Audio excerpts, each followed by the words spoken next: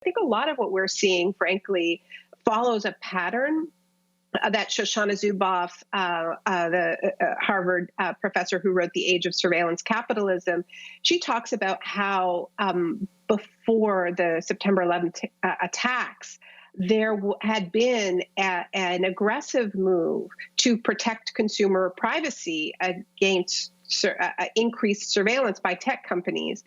And that immediately after those attacks, there was rather a very aggressive push by government to collaborate with tech companies to get at the access to the same data that they were worried about the tech companies mining before the attacks. And so now we're in a moment where there was a huge amount of concern about what Zuboff calls surveillance capitalism.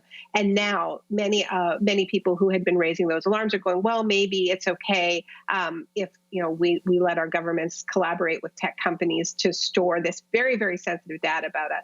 Now, I want to be clear. I think there is absolutely an important role for technology in figuring out how we are going to live under these extraordinary circumstances. But the question is whether tech companies and government get the kind of carte blanche that they got in 2001 to massively invade our privacy. Where is this data going to be stored? Who is going to have access to it? Australia has rolled out one of these apps very quickly, and it turns out that Amazon is controlling the data. That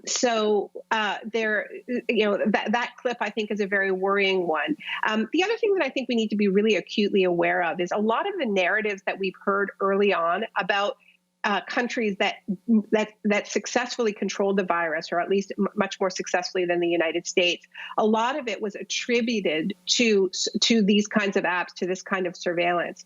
And that narrative is a very convenient one for these tech companies. And in many cases, it erases the role of a functioning public healthcare system, of the fact that it was not merely an app that was placed voluntarily on people's phones, but much more importantly, a well-staffed public health system that allowed human tracing and tracking of the virus, which means a human being, not an alert on your phone, but a human being calls you. Best of all, a human being in your community, somebody who you might trust, who speaks your language, and says, okay, you may have come in contact with this virus. What would you need to be able to self-quarantine? Can we get you a hotel room? Can we help you to make sure that your kids are cared for? This is the kind of human work and job creation that it actually takes. And what we're being sold now, whether with the idea that everything is going to be solved with more surveillance and an app, or remote learning and telehealth, is really taking the humans out of the equation, right? It is humans who are setting up these systems. It is humans, like whether it is the teachers in their homes or the parents in their homes, who are helping students learn right now. It isn't just Google Classroom that is doing it. But humans are being erased from this story, and we aren't hearing the kinds of human solutions that, with proper control over good technology, we could actually come up with some viable models here. And Naomi, I wanted to ask you, in your article in The Intercept, you talk about this new form of yellow peril that Eric Schmidt is peddling. That now it's China that is the threat when it comes to artificial intelligence. The United States is falling behind. It dovetails with Trump's blaming China for the trade gap of the United States. What about this issue of artificial intelligence and whether we are in a new space race with China over it?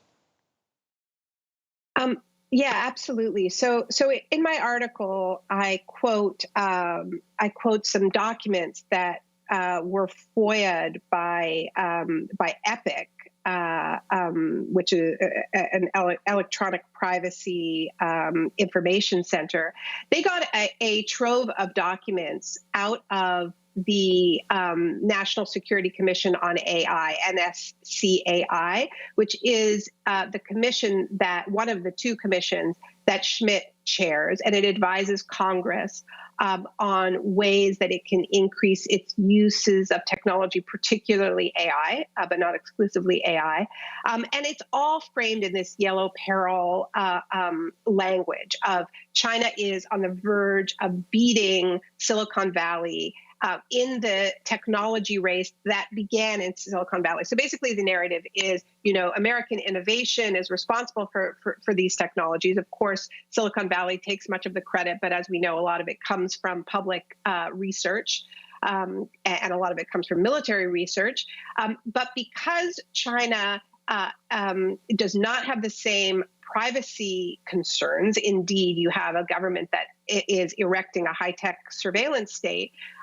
And because China has leapfrogged over a lot of what this report calls sort of legacy structures, so they go directly to cashless digital payments. They are going directly to telehealth because there's a big shortage of doctors. Naomi, we have 20 seconds.